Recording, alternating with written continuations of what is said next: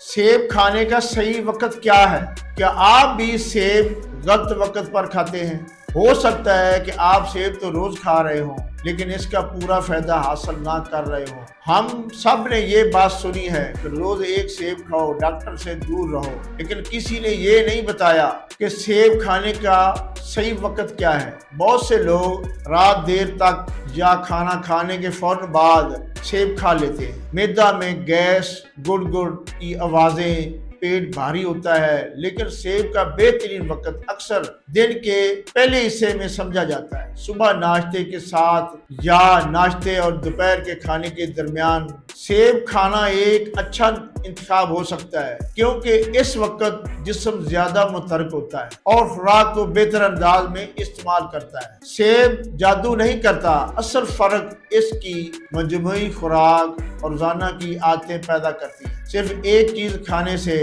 सेहत नहीं बनती, लेकिन अच्छी आदतें बड़ी तब्दीली ला सकती हैं।